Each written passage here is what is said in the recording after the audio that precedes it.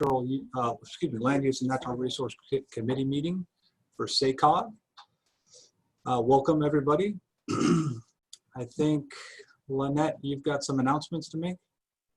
I do. Would you like me to do those now, or would you like to do the pledge? Whatever you prefer. Oh, let's go ahead and do the pledge first. Thank you very much. If everybody would please stand for the Pledge of Allegiance. I pledge allegiance to the flag of the United States of America and to the republic for which it stands, one nation, under God, indivisible, with liberty and justice for all. Thank you, everybody. Still seems weird to me to do that via Zoom, but we got her done. Next, how about some announcements now, Lynette? Great, thank you. As always, and as just announced, the meeting is being live audio streamed and recorded. We'll post this on our website as well after the conclusion of the meeting, but we are live. Just a reminder that members of the public that are participating by phone can press *9 to make a public comment. And committee members, we would ask that you mute your device when you're not speaking, just so we don't have crossover or bleed over from the microphones. Would you like me to go ahead and take roll now, Chair Spokey? Yes, please. Lynette, thank you. Thank you. Director Flores? I'll let the record show that he is here. Frost? Here. Jankovitz? Here. Kennedy? Here. New? Here. Onderko? Here. West? Here. Vice Chair Gallardo? Here. Vice Chair Tixa? Here. And Chair Spokely? Here. Thank you. Thank you for that, Lynette. Let's see, we'll right into public communications. Do we have any members wishing to address this committee? Lynette, any members of the public? I have no public comment. All right. I guess we will scoot right into our first item, which is an action item. Number 1, the approval of the minutes from September 3rd, 2020 committee meeting. There we go. Any of the directors have comments on this particular item? Move for approval. Second. Lynette, did you catch who moved that? I didn't catch who moved that. I know Frost was the second.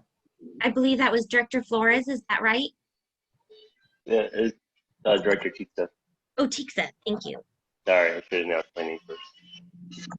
All righty. Thank you very much. And because we're online, I do believe we have to do a roll call. Yes. Thank you. Director Flores?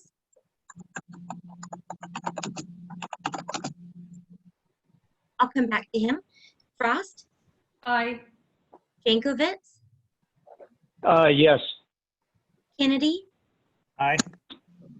Who? New, aye. Onderko? Thank you.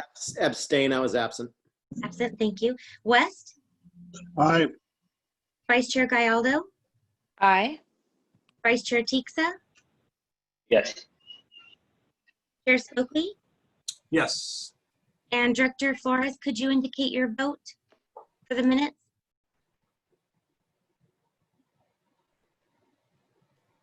Okay, I'll put him down as absent. Thank you. Motion carries. Excellent. Thank you, Lynette. Moving right along, our first informational item is a report on our REAP funds. If Jennifer is with us, I think she's got this item for us this afternoon. I do. Good afternoon. Hi, Jennifer. I'm going to turn off my camera during the presentation just to, oh, whoops. I can't do that now that I showed my screen. Sorry, one sec. I wanted to not have my video on just to try to make sure I could not lose a connection here. Okay. Yeah, just a quick update on the Regional Early Action Planning Funds. As I mentioned last month, We'll be bringing updates on a fairly regular basis to the committee on this program.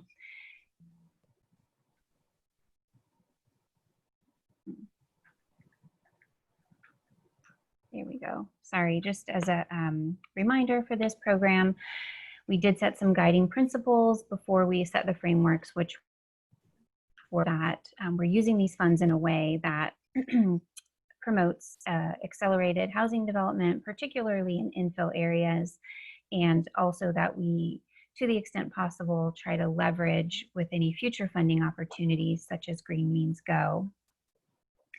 And you'll recall that the board, with the recommendation from this committee, has actually adopted 2 frameworks which total the full dollar amount of our REAP funding. The first framework was adopted at the beginning of this year, which was for the first 25% of funds, and we are actively getting that part of the framework going. Our Civic Lab Year 2 teams that are receiving funding for this are getting their scopes of work going. We're able to get those agreements in place with them to start passing those funds along. And then Greg Chu from our staff has been in contact with all of your jurisdictions to get the appropriate MOUs in place to be able to pass through the funds to help support your housing element updates. So all that's moving along quite well. The remaining 75% of funds was approved as part of a framework that you all adopted in June. And I'll get into a little bit more detail of these components, but it was again for this Civic Lab housing series, this sort of mini 4 workshops and then some technical assistance, and that program really being set up to support the other 2 components of that framework, which were a non-competitive grant and then the competitive grant focused on the green zones, which we're are working on getting established right now. And then of course, just a reminder, our total REAP amount included it's a population-based formula of how the state is giving out that funding, and they included the city of South Lake Tahoe in our region. So we are working with HCD, and we'll need to pass through $150,000 to the city of South Lake Tahoe. But just to get a quick update on where we're at with that 75%, we have not yet applied to HCD for those funds. We'll get into that on my next slide of the calendar, but we do want to continue moving forward. As I mentioned last month, we've been having conversations with the housing planners throughout the region, and we did a poll, and we've tentatively scheduled the 4 workshops for the Civic Lab series. You can see the dates and the topics and a brief description of what those workshops will be. The first workshop coming up pretty soon, October 13th. The date for that is set, and this is the topic. The other 3 workshops might get moved around a little bit depending as we nail down speakers, etc. But we have shared this with all of your planning staff as well, so they can hold these dates. And again, this series is really intended to mimic our Civic Lab process, but in a very truncated way. So there is intention to the sort of flow of these workshops, and we really are hoping as many participants as possible can come, or at least be able to virtually watch after the fact all 4 of the workshops. They will tie together. And we did put a requirement in the framework in order to be able to compete for the competitive REAP funds that you would have to participate in at least 2 of 4 of these workshops. And again, they're online and virtual, and they will be recorded. So there will be some potential for folks to watch after if they can't participate at this exact day and time. And then this is a draft timeline. We've had a calendar for REAP, but it's remained a bit fluid over time because there's a lot of components, and it's sort of a domino effect. One thing depends on the next. But now that we're getting closer to actually submitting our application to HCD, the calendar becomes a little bit more clear. So we do intend by the end of this month to apply to HCD for this remaining 75%.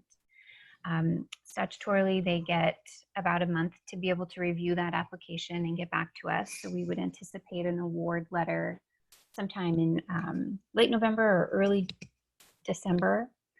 And then they have, we have an additional time where we would go through a contract process to be able to get those funds with them. So looking at, hopefully having the agreements in place and being able to start invoicing and using those funds at the very beginning of next year.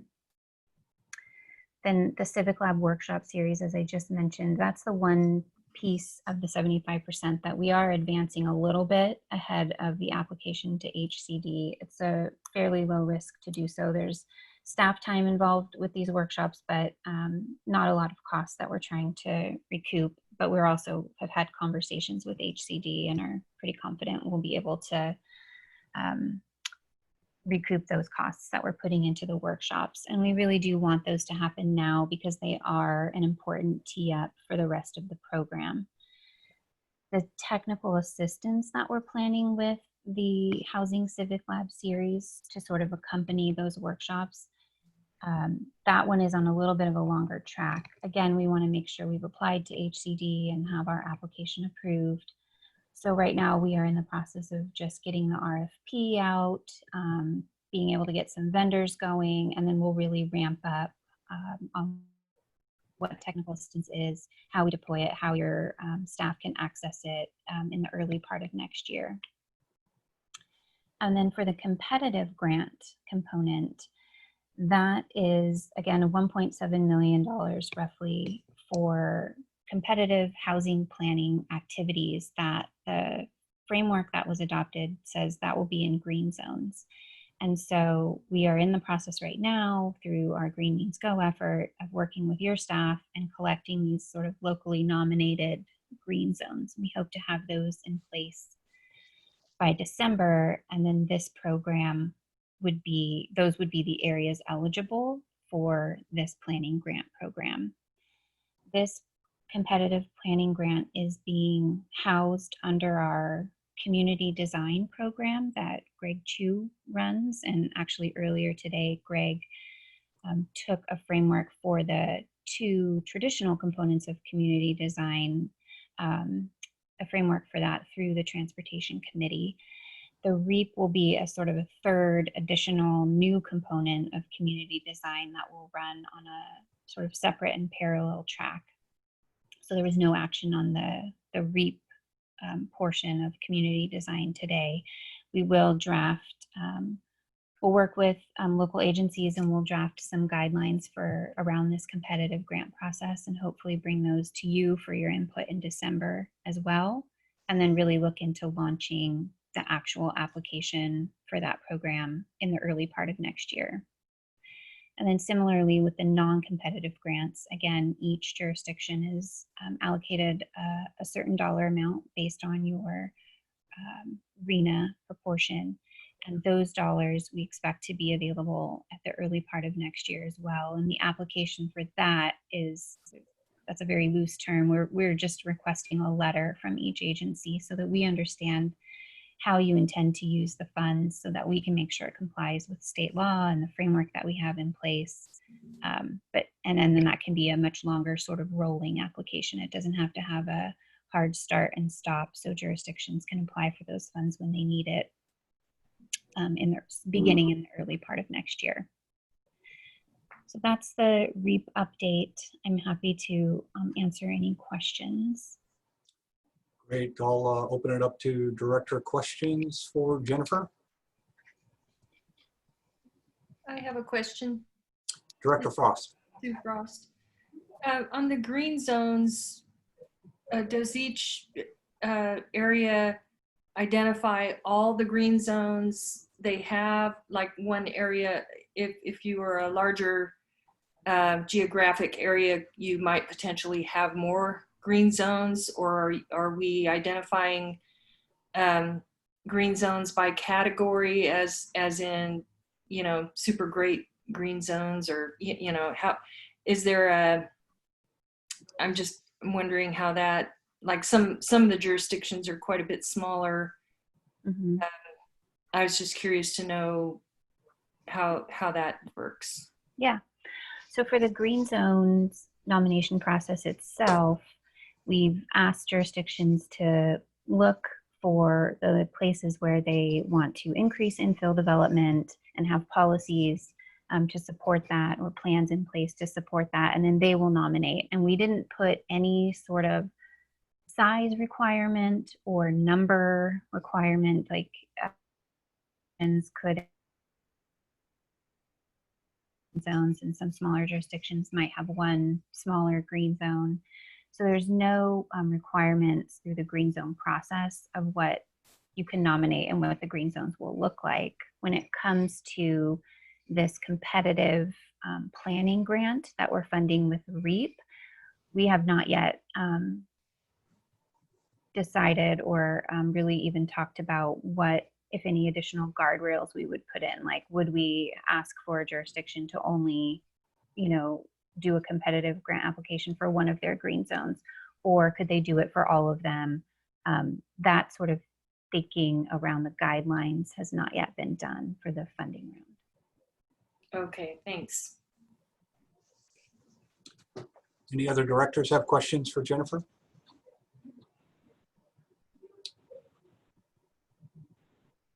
Jennifer, I do have a quick question. So help me better understand the green zones. These are the areas that were defined in the Green Means Go effort that we initially, participated in. I think we had almost all our jurisdictions, member jurisdictions participating. Yeah, sorry, go ahead. No, go ahead. That's what these are, right? Yeah, I didn't mean to cut you off. They, yes, for the last almost 2 years, we've been talking about Green Means Go. And I would say about a year and a half ago, we talked to each jurisdiction about getting support for Green Means Go. And at that time, each of our jurisdictions either wrote a letter in support of Green Means Go or adopted a resolution. And at that time, we were also asking for example green zones to help us be able to have conversations across the street at the state and help us with our lobbying efforts to really be able to show them this is the type of project we're talking about. These are the types of areas. So we did collect a number of examples of what these green zones could look like, but they were just that, examples, and we were just using them for that pretty strict use of lobbying. Right now, what we've done last month, actually, I think it was in August, the board adopted a framework for a process for actually getting to official green zones and a local nomination process. So right now we are in the process. We've sent out a call essentially to all of your staff requesting that they nominate to SACOG green zones. And the guardrails on that are, it does have to be in an infill area as defined by the MTP-SCS. So in the centers and corridors or the established communities, every jurisdiction has an infill area. We're not just talking about very high density, downtown Sacramento. Every jurisdiction has some portion of their city being in an infill area, or the county. And then the other requirement was that the green zone you nominate is planned for growth or supported for additional growth through policies or plans. And they could be things you're working on now, or they could be things that you intend to intensify this corridor for growth over time or something like that. So all of the jurisdictions right now are in that process of looking at where do they want to support this? Where is this growth supported currently by policy? Which jurisdiction, which areas do they want to nominate for green zones? And then they're providing that information to SACOG through a pretty simple application process. It does require a resolution. So I suspect that many of you will start seeing this pop up on your agendas back at your home jurisdictions, where your staff would be bringing you, these are the actual green zones we want to nominate to SACOG, and here's why. And then we'll take those resolutions and that information and bring it back to the SACOG board in December to actually approve a regional set of green zones. And then those would be the green zones we would use, and those would be the areas eligible for this future REAP competitive funding round. Okay, I guess, because if I'm not mistaken, I think my jurisdiction's, you know, projects that were put up related to the Green Means Go program were not so much around housing priorities and infill development, that sort of thing, but more around connecting corridors and connecting districts, maybe electrification of some of our fleet vehicles. So do those types of projects qualify under this particular grant program, the REAP program? There would have to be, we would have to find a nexus to housing. The state requirements for REAP is that it does have a connection to increasing or accelerating housing. That said, they are pretty generous in how we can make that connection. And so I think potentially, not since we don't have the guidelines out yet, it's hard to say for sure. And it does have to be planning related. And so initially and what's in the framework right now is just ideas that we were thinking it would be things like specific plans or infrastructure studies, so long as they are in support of, you know, figuring out what it takes to support additional development in the corridor, nexus studies around fees, development review process changes that would help accelerate housing, things like that. So it's hard to say. We'll say though, I don't think Auburn paired with Placer County to submit some green zones. But certainly that's something you can be revisiting now. I do think since our initial ask a year and a half ago, which really was, you know, what are your transportation projects? What, you know, electric vehicle? We really have narrowed in on, we want those things, but we also want them to be in an area where there is the potential for infill and housing. And so, you know, reevaluating the green zones that were the examples and if those make sense and, you know, how they could be complemented or expanded to maybe include some areas that you are looking at increasing housing.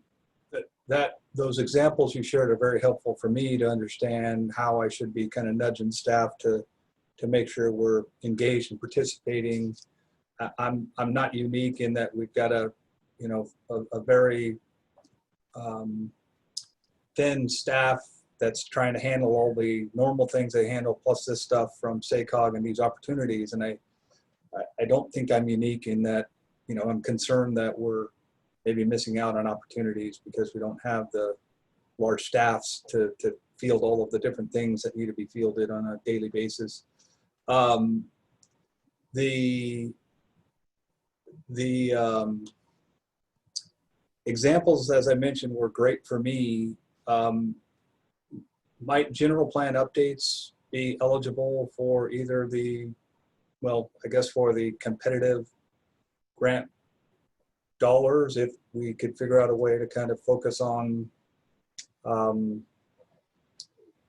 housing and zoning that's necessary to support the missing middle or support, you know, the lower income housing needs that our city might have. Is that something that you've seen before or you think might be eligible for these grant dollars? Definitely eligible for like the REAP overall. Again, since we haven't, you know, decided and put thought into what the guidelines for this competitive pot would be. I don't want to like prematurely say something, but in terms of the sub allocation that's going to each jurisdiction, definitely rezones, you know, related to housing elements. We've heard some, since you're all doing housing element updates, in some cases, like in Auburn, you also have to do a safety element update. And then when you're doing 2 updates, that means now you have to do an environmental justice element update. And so those are things that HCD has signaled are REAP eligible activities. We'll need to, work with your staff on make sure we've got the appropriate reporting requirements and housing nexus there, but they have said that those things are REAP eligible activities. Great. Thank you very much, Jennifer. Any final questions from any of our directors? Chair Spokley, I do. I also want to connect some dots. I think there's a lot of great work, as some of you know, because you're on it, that's been happening in the Commercial Corridor Task Force, looking at all of the old commercial corridors, arterials around the region that Director Sander has chaired over the last 12 months. That will, I think, is developing a toolkit specifically for those older corridors. And the other thing I think that's happened with the Green Zone, which I think is really exciting, is we've had a lot of really good conversations with a lot of our regional partners, and Director Sanders has been great on this, basically saying, I'd love to redevelop Folsom Boulevard, but here's all the things that are standing in the way. And a lot of it is a lot of our agencies and fees and everything else. So we've had some really good initial discussions with Regional SAN, SAC Suburban Water, RWA. So that's just commencing, but in our hope, our ambitious vision for this really is to kind of have the region literally on the same page, on the same map around green zones, and to figure out how do we actually accelerate, provide the incentives, and support a lot of you at the local level, trying to get a lot of this economic revitalization happening in these places, because it is very challenging. So stay tuned on that, but we've been asked the staff here has been asked to make some presentations. So I know some of you sit on those other boards. You may be hearing this come back around in terms of green zones. Also, obviously, the private sector, our affordable housing partners, et cetera. So more to come on that, but we're really hoping to make this more than just kind of a planning exercise. It really is a sort of a regional bottom-up strategy. That's great. Thank you, James. Appreciate that. All righty, let's go ahead and move on to our third item, which is a workshop item. This is facilitating accessory dwelling units. And Dov, I see you're there with a presentation for us. Yes, and are you able to see the ADU slideshow there? Just want to make sure. Yep, we are. Great. Well, good afternoon, everybody. As you recall, we received direction from this committee to delve into some of the bigger housing issues facing our region through a handful of mini workshops. Today's workshop is focused on accessory dwelling units, or ADUs. I'm personally very excited to be giving this presentation today. This has long been a personal interest of mine. That's actually a picture of my ADU that my partner and I had the opportunity to build about a year ago on the screen there. So again, thrilled to be tackling this subject with you all. ADUs go by a lot of different names, from granny flats, casitas, backyard cottages, to in-law units, but generally what we mean when we say ADU is a secondary housing unit that's adjacent to a primary residence. So we're going to be covering what are some of the public benefits of ADUs, what are the current rules for approving them, some of the remaining barriers, and what local governments can do about them. After my presentation, we will hear from our guest speaker today, Steve Vallejos, who's the CEO of Prefab ADU, and he can sort of speak to the perspective of the ADU builder, which would be great. So I wanted to first start by just talking a little bit about why ADUs are such a fantastic housing type to promote. First and foremost, they are incredibly affordable for a non-subsidized housing type, and that's because they tend to be smaller units. There's also no land costs because as a homeowner, you already own the land, and they're a relatively cheap housing type to actually construct. Of course, they're an effective way to add housing supply in infill areas, which we know from the MCP is critical to achieving our climate goals. They also have a lot of economic prosperity benefits as well. They can reduce monthly housing costs for homeowners and reduce the mortgage costs. They can put more disposable income into the local economy.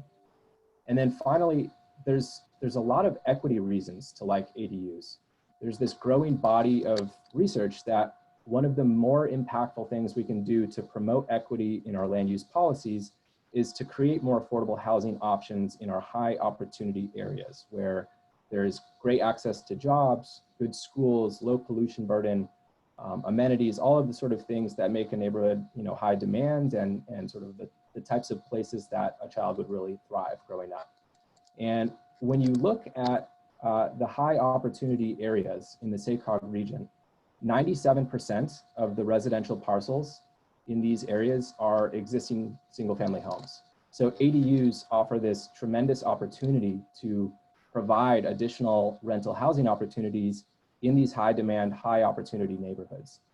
In fact, over half of ADUs permitted in our region have been in these high opportunity neighborhoods, which is interestingly a higher proportion than many other big regions in the state. So we really do have an equity opportunity here. I mentioned before that ADUs are relatively affordable.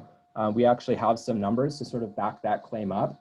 We conducted an ADU affordability analysis for our region that's based in part on research and some surveyed ADU rentals before the pandemic set in.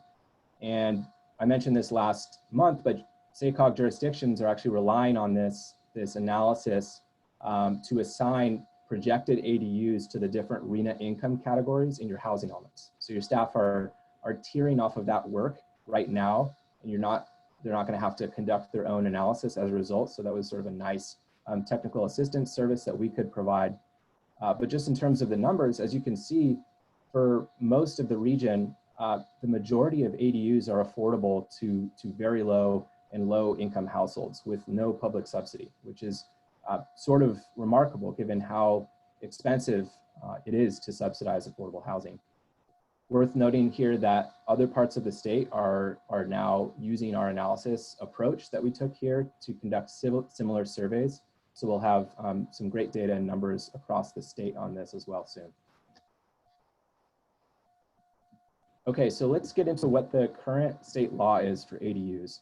There's been quite a bit of legislation on ADUs in the last few years that created a state standard for how and what ADUs must be approved at the local level. This state legislation has been wildly successful for increasing the number of ADUs that have been built. Statewide, ADU permits have increased 11-fold in the last few years. In the city of Los Angeles alone, ADUs now account for 20%, over 20% really, of all new housing permits, with over 500 permits per month. We clearly have not had that level of success here in the SACOG region yet, but it does speak to the potential of this housing type. So state law has essentially created 3 new approval paths for ADUs, 2 for ADUs on single family homes and 1 in multifamily areas. The first approval path is an automatic approval with no local limits if the ADU is a conversion of an existing structure, like a detached garage, or if the ADU is less than 800 square feet of floor area, less than 16 feet of height, and at least 4 feet of side and rear setbacks. So if an ADU meets those conditions, local development standards outside of building codes, health and safety codes, don't apply. You're sort of automatically approved. The second path is if you have an ADU that doesn't fall within those numbers. So maybe it's over 800 square feet, or maybe it's a 2-story over 16 feet tall situation. Maybe you're looking for smaller setbacks, maybe a little variance on one of the setbacks. As long as the ADU is still less than 1,200 square feet, it still must be approved by right, but local governments can apply some local development standards like lot coverage maximum, height limits, things like that. Anything that's objective, they can apply to that. And then just last year, state law created a third path for ADUs in multifamily buildings as well, where similar to that first path, you can build ADUs on a multifamily lot up to 800 square feet, 16 feet of height, at least 4-foot setbacks. So you can do that. But in addition, you can also convert unused space in existing structures into multiple ADUs up to 25% of the existing unit count. So if you had a 12-unit building, for example, with an underutilized garage, you could hypothetically convert that garage into 3 ADUs. So I'm not going to cover everything in state law today in the interest of time, but I do want to make sure I touch on some other big topics that often get talked about when it comes to ADUs. So parking is of course one of those. Local governments under state law cannot require parking for an ADU if it's a garage conversion within a historic district or the parcel is located within a half mile of transit or car share. Otherwise, you can require 1 space for the ADU. In terms of fees, a big bill from 2019 eliminated fees for ADUs across the board that are less than 750 square feet. So small ADUs, no fees at the local level. And then it also requires fees for ADUs that are larger than that to be proportional to the size of the ADU. So a 760 square foot ADU isn't being charged as much as a 1,200 square foot one. And then finally, ADU applications must be acted on within 60 days of submittal, or they are deemed approved. And that has been a bit of a challenge, especially this year with all of the COVID-related impacts. But I'm sure our speaker can kind of speak to that a little bit. So clearly, the state has made ADUs a priority, and the rule changes have yielded results. SACOG ADU permits have more than tripled in those 3 years, but it's fair to say that we haven't seen the renaissance that much of the rest of California has seen. So let's talk about some of the remaining barriers and what we can do about them. So financing, while this isn't large, this is obviously outside of local control. One really tricky barrier to ADUs has been that the lending products have not adapted quite as quickly as the regulations. And I guess to be fair, it only has been a few years. But you know, the primary ways that ADUs are currently financed are the blue box there. So we're talking about cash out refinance loans and home equity lines of credit. And those are really only options if the homeowner has a decent amount of equity in their home. For folks that have less equity, you can pursue some more exotic options. Renovation refinances are gaining in popularity, and that's essentially like a cash out refinance that's based on the future value of the house after the ADU is built. But while we wait for more creative loan products from lending institutions to develop, and they are developing, local governments can help to advertise these existing financing options to prospective homeowners and just provide, you know, some of the demystifying that homeowners need, because it is such a complicated topic.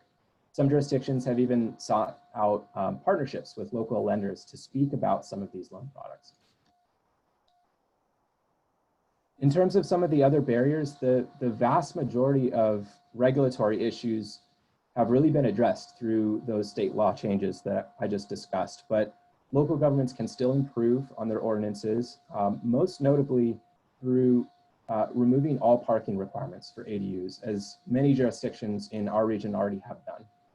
Requiring a parking space really is a poison pill for ADUs because there often just isn't room to add a space.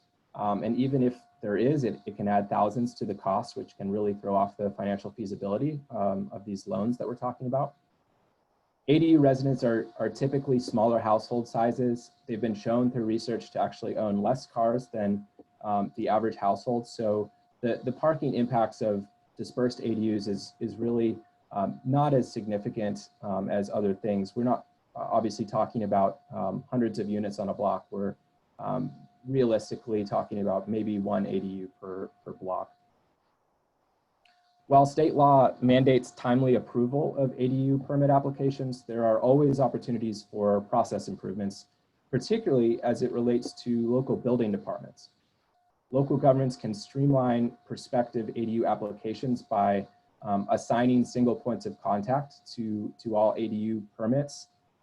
Some jurisdictions have held ADU informational sessions. I guess this is before COVID, but I think it's San Jose that has like an ADU day at the counter where they just have folks that are available for anybody to come in and ask questions about the process and the rules. And then a popular option that has started happening a lot recently is adopting pre-approves ADU prototypes that are already have gone through the gauntlet. You don't need to go through a building department review if you select that design.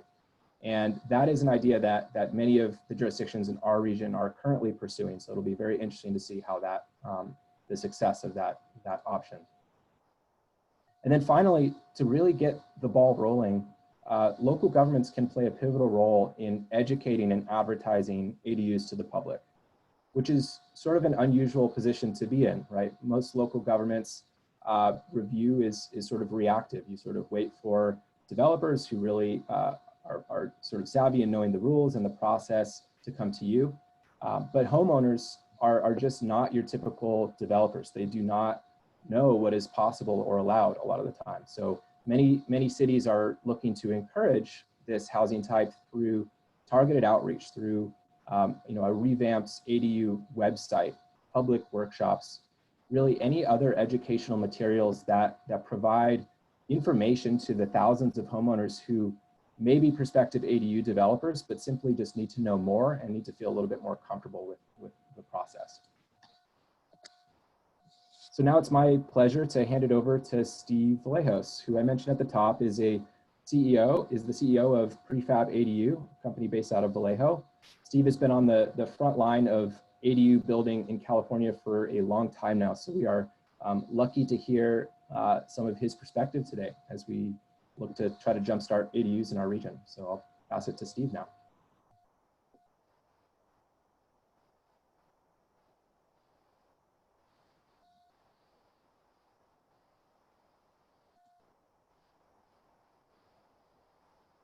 Steve? You're on mute, Steve. Sorry about that. I'm talking through my mute. Dov, do you know if there's a possibility I can do a screen share? It's a feature that's not enabled. Is that something we can get going? Or Katie? Yeah, you should be able to. Let me see if it works. There you go. Oh, it does. Okay. Rather than be long-winded and just talk about the ADU value, I'd rather kind of hit on some points that are that tend to be a little bit more local and tie things together. So before I dig into this, I've been in this space doing ADUs for 15 years with prefab construction. Long before this was a market. I saw the legislation passed in 2003 that originally kicked this off. I sat on the sidelines for a couple of years, and one of the factories I work with came up with a product and said they weren't really having any traction with it, and asked me as a developer, can I find a way to get this going? And that's what kicked me off in 2005, and I've been in this space ever since, watching it evolve. I've done hundreds of units over. I think we're up to about 300 units now that we've done over 50 jurisdictions. We're mostly based in the Bay Area, but we're spreading now down into LA, and of course there's been a constant request for us to come up into the Sacramento area. I work on the AD legislation. I work in the advocacy with the Casita Coalition and other organizations, and I am working diligently with numerous financing resources to try and get some growth in financing options. But what I really want to talk to you guys about is trying to make this hit home with you. So I took a few minutes before this session to kind of put some things together just to give you kind of a perspective view of the Sacramento area and what ADUs look like. So the top here is a farm search that I did on 4 different areas: Sacramento, the city itself, Rio Linda, Folsom, and Elk Grove. I basically took Sacramento, then I went kind of north, east, and south to see what we'd look like. But in here, what I'm showing you, if you look at Sacramento, is I broke it down into how many parcels have a single-family home on them, and what is the lot size. And that gives us some ability to try and assess what type of ADUs can go into properties and where the bulk of the property sizes are within a city. So circled here is the 5,001 to 7,000 square foot size lots. That makes up about 44% of the properties in the city of Sacramento. It's 83,000 properties. And you know, obviously the numbers go way down for Rio Linda since they've only got 3,900 properties. But you can kind of see they generally, the majority of the properties in these 4 jurisdictions are in the 5,000 to 10,000 square foot lot size. So what it does is it opens up the door for ADUs to be, upwards of, 700 square feet. That doesn't mean economically it fits the profile for the consumer, but it lets us know kind of where to kind of start looking for the sweet spots for ADU placement and sizing. When we get to sizing, that's when we get down to this lower chart. And I don't want to bore you with a lot of data, but we have 12 plans. They range in size from 150 square feet on up to 1,000.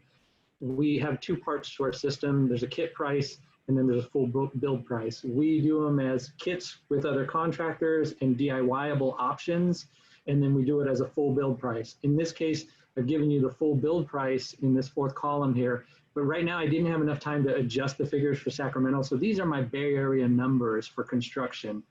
But what was interesting about it, if I take the next 2 columns and say this is what market rents are, this is what the cost of that ADU would be if I converted it into the first mortgage, and then what the difference would be either as cash flow or savings, and then treat that as a percentage. And then the last column really shows that if we were able to do this for a family who's doing it to save money, and let's say, for instance, it's costing them $252 a month, and they're putting a family member in, and they're not going to rent it out for market rate, this is where they land on the AMI scale. So this is the important piece of the puzzle that ties it all together and really shows you guys what ADUs can do. For the most part, a lot of our products are 50% of the AMI. And I think it's important for everybody to understand that, because there's a lot of confusion about the understanding of the value of an ADU in terms of the context of where we could go with this in a certain area in terms of providing affordable housing. What does it really mean?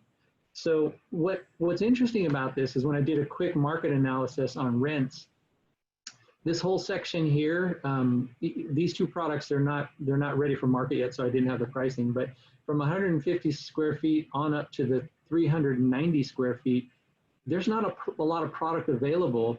So what ends up happening is people are forced into larger size units because there isn't a lot of rental units available. So this is a sweet spot potential for the ADU market to come in and provide a plethora of affordable housing where a current market rate product doesn't even exist. And there's a huge gap between what that would cost to generate these units versus what they're being forced into in terms of market rate rent. You can see here that we're between a 67 to 82% difference in terms of cost to what market rate is. So I really wanted to just put something like this together to show you this is where we get into the dialogue and the nuts and bolts of having conversations with cities about this is why partnerships and alliances are crucial to see where we can go with this. It isn't just about adopting the state code and looking at it and saying, okay, well, let's see what happens. A lot of places are doing that, but now it's kind of time to look at it and say, if we had a concerted effort on teaming together and addressing the problems and looking at how we can strategize a rollout of solutions, we can see there's a huge option for solutions here that don't exist in the marketplace. So I kind of wanted to cut off there. I mean, I do these things all the time, and I can eat an hour or 2 hours or more in just talking. But if there's any questions about any of this or thoughts, I'd be happy to answer. Steve, thanks very much for the presentation. I do have a couple of questions for you. So ADUs are I think a great solution to kind of combat some of our housing challenges that we have across the state. But in looking at your numbers, and you said these weren't adjusted, but these were your Bay Area numbers, we're roughly in the $320 to $350 per square foot range for these. Is that, at least for the Bay Area, that's kind of a typical construction cost that you see for the full build option? It is right now. We fluctuated a lot over this last year. Material pricing lumber has gone up 136% since September of last year. And due to tariffs on goods coming from China and other places, which the majority of construction components come from there, we're somewhere between 30 and 60% increase on materials there. So we're in a kind of a tough spot right now. And I'm hoping we get some change in leadership that helps the country understand these things so that we can make some adjustments and reel this back in. But for now, yeah, this is the number we're seeing. We've run the numbers in the LA area, and we're seeing about a 7 to 12% lower cost in the LA area, adjusting for material and labor down there. I would venture to say it would be at the very least that much of a difference coming up into Sacramento, possibly a little bit more in terms of savings. Gotcha. Thank you for that. Another follow-up question. These are new builds, so I'm presuming that these have a solar requirement? Good question. So in generally speaking, solar is required. However, there are some strange things that have happened over the year, and we've had lots of conversations with HCD and the Energy Commission about this. And ultimately, ADUs go in backyards, and the backyards have a lot of tree coverage. And so if we reach a certain point where we get above a percentage of roof coverage with trees, they're exempted. Interesting. Okay. I hadn't heard of that exemption, but maybe that's per local. Is that a statewide exemption, or is it? It's statewide. We've hit probably, I think since January, we've probably hit about 30 or 40 different municipalities with that coming up. And it runs, by the way, it runs through the energy calculation system that we have to use for Title 24. So right. Once we plug those things in, and also the amount of physical roof area available also can ultimately limit or eliminate, I should say, the need for solar. They can't require us to put it on the ground or put it on another structure. It either is able to be tied to the structure or it's considered potentially exempt. Excellent. Thank you for that. I'm going to go ahead and open it up to other directors. Does anybody have questions for our guest, Steve?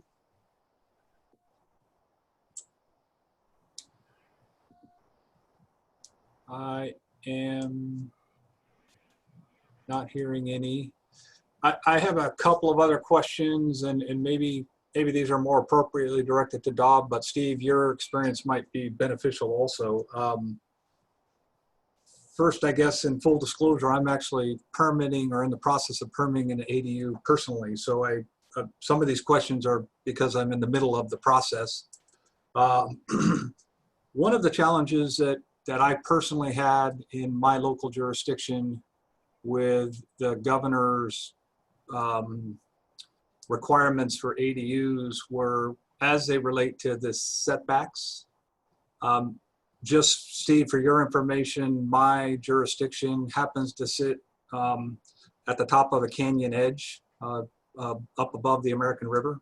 Mm. And we have about half of my jurisdiction is in the extremely high risk fire zone. So we, through summer months and fall, especially with the winds and the dry weather, we're literally on pins and needles every time the wind blows, that if a fire strikes down below the canyon and rips up through our town, it could take our whole town, similar to Paradise. So I guess the question is, as I understand it, Dov, local jurisdictions don't have the ability to relax or require the state mandated 4-foot side yard, 4-foot rear yard setbacks to be something greater than that based on geographic considerations. Is that your understanding, Dov? It's an interesting question, and I certainly can understand the concern there. I think a lot of jurisdictions are trying to grapple with that. The way the law was written, it did not have some sort of exemption for very high fire risk areas. That said, there are other jurisdictions that have had the same thought that you're expressing now and have enacted ordinances that essentially preclude them.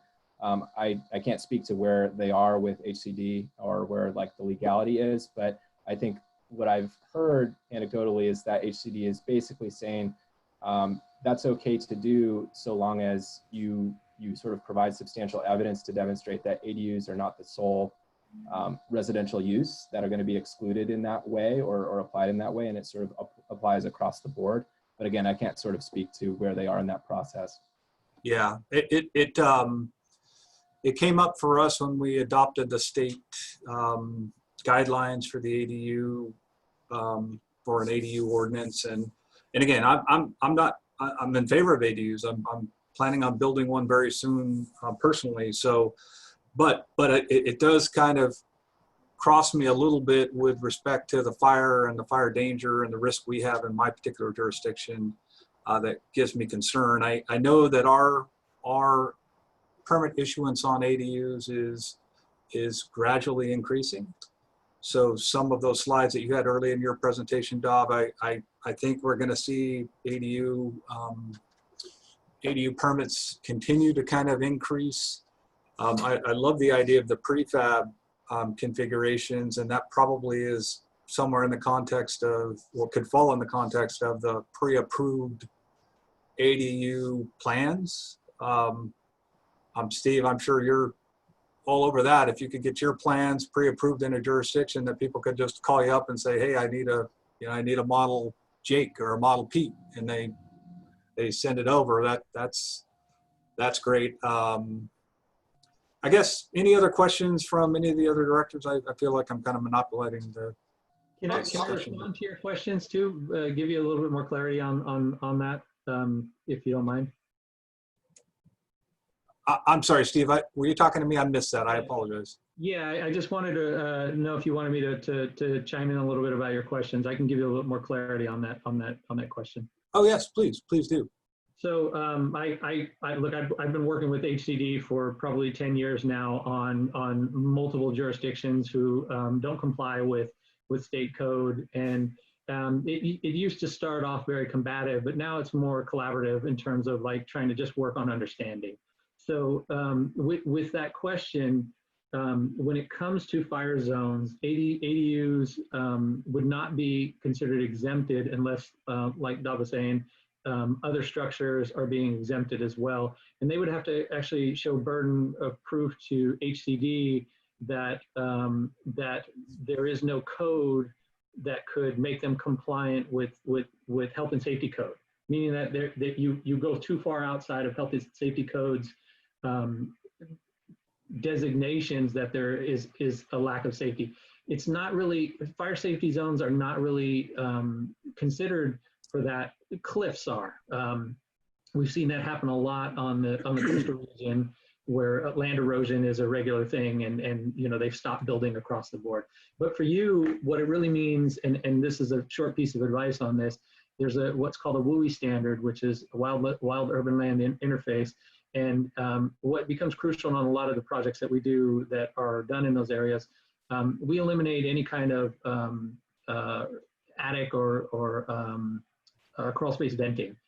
There are special products that you can do to reduce embers from going in, but you can insulate in ways where those ventilation requirements are no longer there. And so you do a full WUI exterior that doesn't allow embers to come in, and you greatly reduce the risk of fire.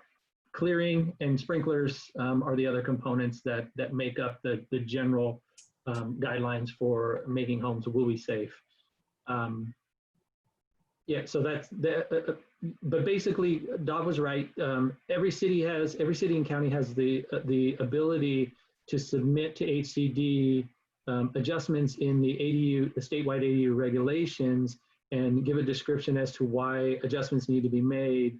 HCD has an opportunity to review them and either agree or disagree. If there's a disagreement, now what took place in last year's code was there is actually now a legal process to go forward with it, meaning that if the two sides can't come to an agreement, then there is now a process in place to bring in a third party to essentially help them resolve that dispute. That's great information, Steve. Thank you very much.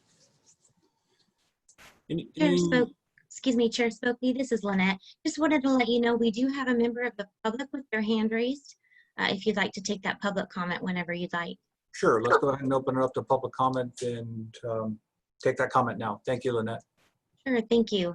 Our public comment is from Edith Hannigan. If you'd like to go ahead and speak now. Yes, hi, good afternoon, everyone.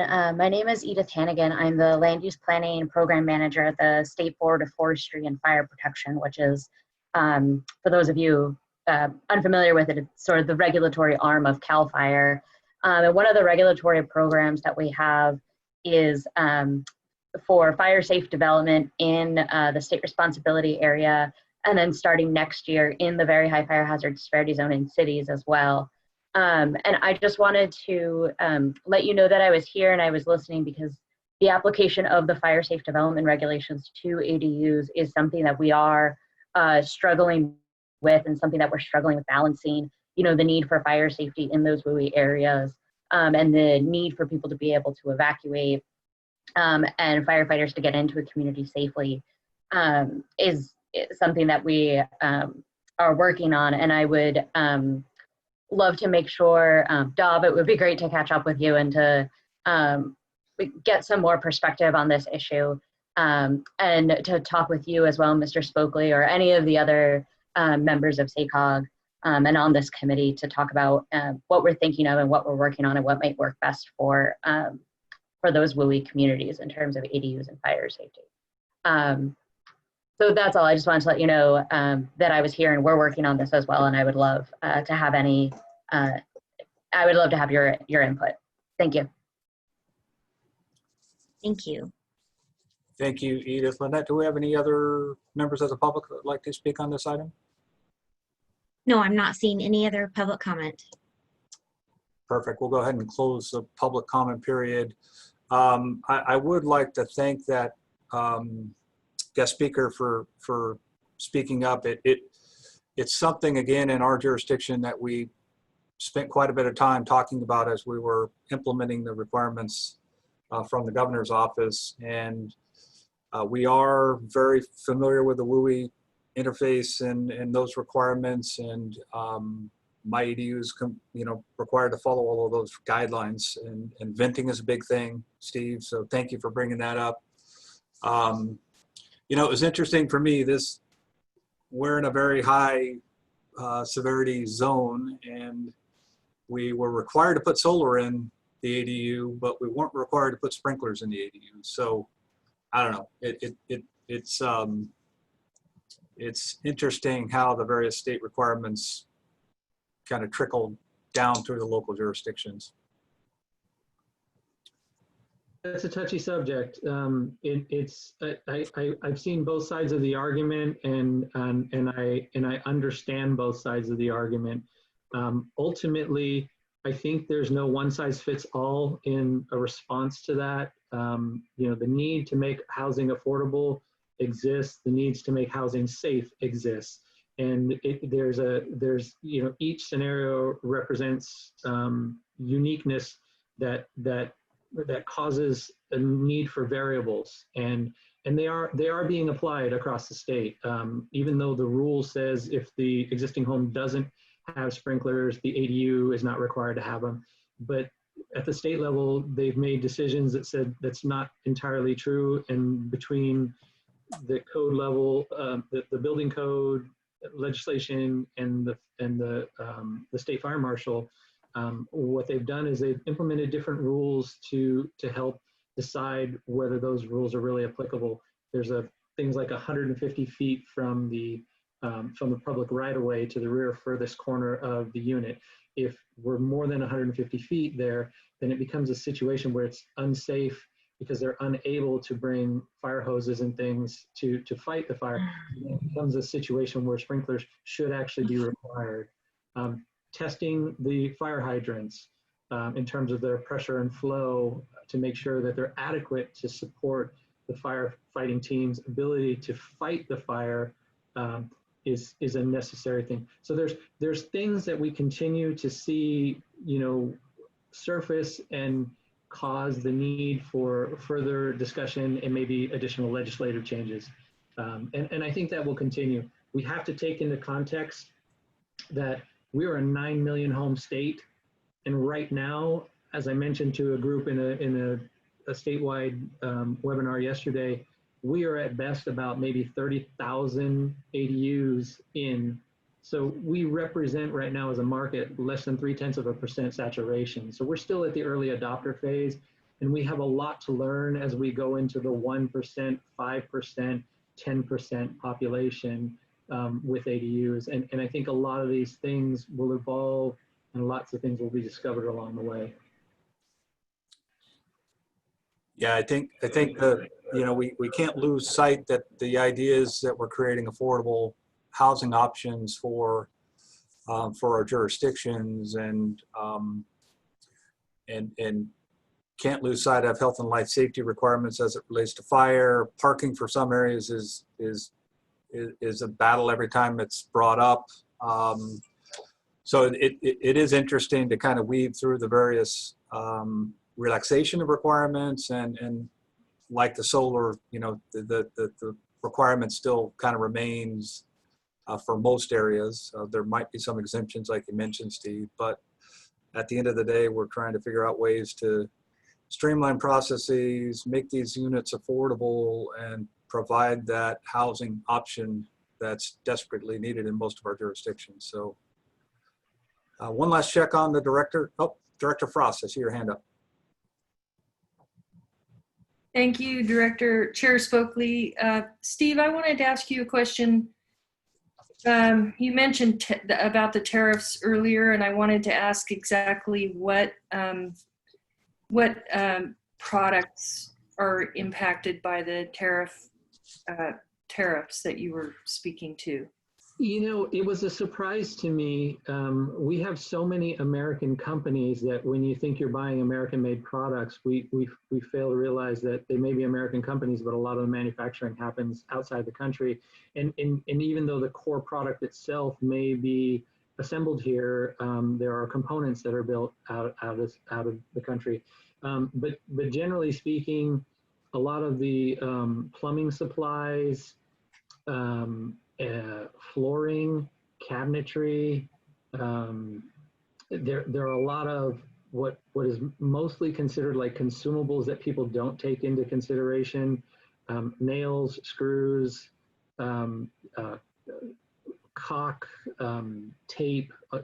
So there's a lot of things that we were shocked to find pricing hikes on when we knew they were American-made products, supposedly. But it's just the bigger pain points had been things like flooring and cabinetry. Those are the value priced products traditionally come from China, and that's had a huge impact on construction. It boasts well for American businesses, but the shift in cost is also inescapable. What do you attribute that to? I guess that's an opinion question, but I'm just curious. I'm assuming it's cheaper for China to have employees and workers, and their regulatory, maybe it has something to do with their regulatory environment for businesses, and that's why people are leaving. I'm assuming, is that your thought? It's all of the above, and heavily weighted on emissions and regulatory. We're much stricter in the United States than they are over there, and so the things they can do to manufacture flooring. And flooring is heavily manufactured now. I mean, that's the days of carpet, linoleum, and real wood floor have now, those products aren't the most widely selected. Engineered floors are the main component being used now. And so, yeah, it's the manufacturing cost. So it's not just the tariffs, it's we're driving manufacturing away, basically. Hard for me to say. I think we've done that long before the tariffs took place, but we've set the stage for the tariffs to be a contributor. So I wouldn't sit here and say things were absolutely fantastic prior to that. But you know, I'll also say this: I didn't even throw in COVID in this, and to be honest with you, COVID has had a huge impact internationally. You know, the health and safety rules and the shutdowns of manufacturing. Sorry, it's my phone. They've all had a huge impact, and COVID has been a huge contributor. Thank you. I wanted to better understand it. I appreciate it. Thanks, Steve. All right, any other directors have any questions on this item?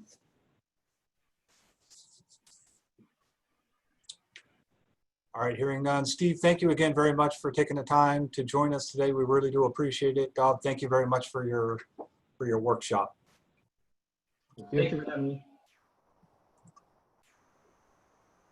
And next item on our agenda are a couple of receive and file, a receive and file item on the blueprint implementation activities.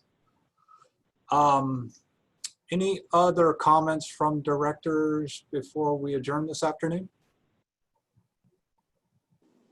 I just want to say thank you. That was really interesting. I've thoroughly enjoyed learning a lot more about the ADUs and Director Spokley, I appreciate you getting into the detail because I think we all have interest so that we can answer those questions. So thank you. No problem, Director Gallardo. Thank you very much. Anyone else? Here's, oh, go ahead, Director Frost. Director Frost? I'm sorry. I just have one more question about the, Steve was talking, is Steve gone? Looks like he is. Okay. He was just talking about kit manufactured homes. Is that correct? He wasn't talking about site built, and I wonder if site built would be less expensive. I can tell you, based on my own personal experience, it's more expensive to do a site build than a manufactured offsite. Thanks, Matt. No problem. James, you wanted to say a few things before we adjourn? Oh, I just wanted to bring to your attention. I know we, Jennifer Hargrove is still on the line here, but we put some of these things into receive and file for you every month, one of which is the blueprint implementation update. I wanted to pull that out in the report that Lynette sent around last night, which is number one, we have our sustainable community strategy in front of the Air Resources Board right now. That's our MTP SCS you adopted last year to get to 19% and to all the projects and the growth and everything else. But we are looking this month in October to get a final, we hope, approval from the Air Resources Board. Because that's key to remaining eligible for our state competitive grants under SB1. So we'll keep you informed about that, but I wanted to let you know. And the other piece, just related to this committee and what we've just talked about, is just how far I believe we are pushing the sustainable community strategy to get some CEQA streamlining for developers and a number of projects that are waiting on that SCS approval.